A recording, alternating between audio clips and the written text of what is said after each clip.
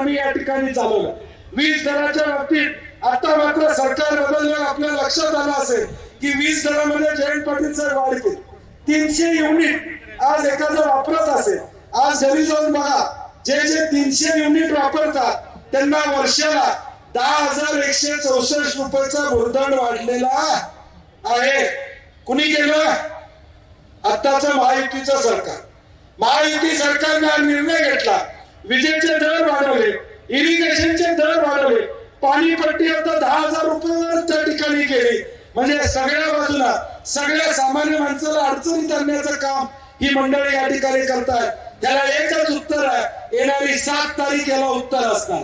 आणि मग माझी आपल्या सगळ्यांना विनंती आहे, अजून बरेच सभा होणार आहेत, अनेक विषय पुढे येतील, ज्या वेळी जसे बॉल टाकले जातील तसे आपण बॅटिंग करत राहूया। सुरुवात आपल्याकडनं करायला नको, बॉल येऊन दे, बॅटिंग चालू ठेवूया।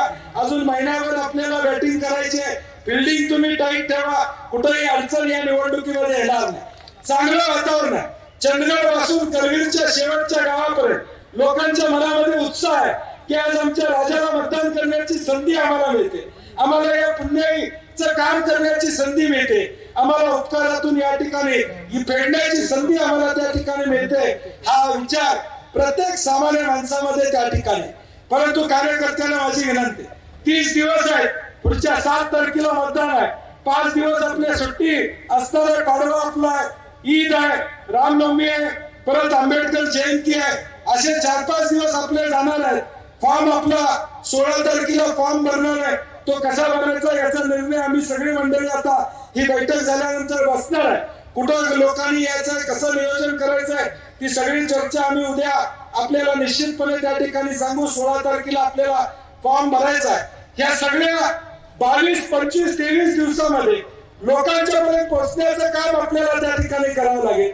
आणि म्हणून इथं आलेल्या तालुक्यातल्या प्रत्येक कार्यकर्त्याला माझी विनंती आहे, काल चंदगडमध्ये आम्ही निर्णय घेतला की 11 तारखेला 11 तारीख ना चंदगड 11 तारखेला चंदगड मधल्या प्रत्येक गावामध्ये शाहू महाराजांचा पॅम्पलेट घर टू घर या ठिकाणी वाटलं जाईल।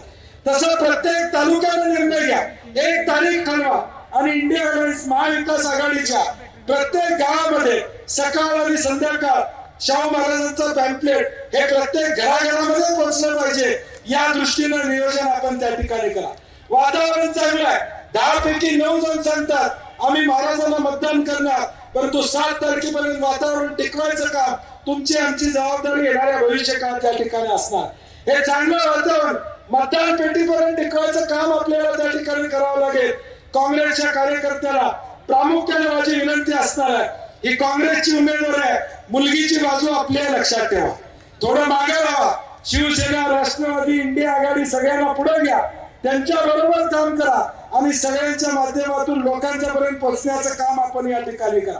मी असेल, PN पाटील असतील, आम्ही सगळी मंडळी जिथे तुम्ही बोलवाल, काय अडचणी असतील त्या अडचणी सोडवायचं काम आपण या ठिकाणी करूया।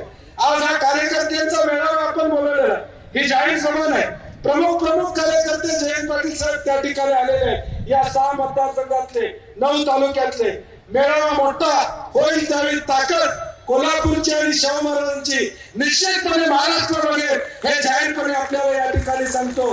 परंतु गाफील न राहता पुढच्या 20-22 दिवसामध्ये ताकदीने आपण सगळ्यांनी कामाला लागावं ही माझी विनंती असणार आहे।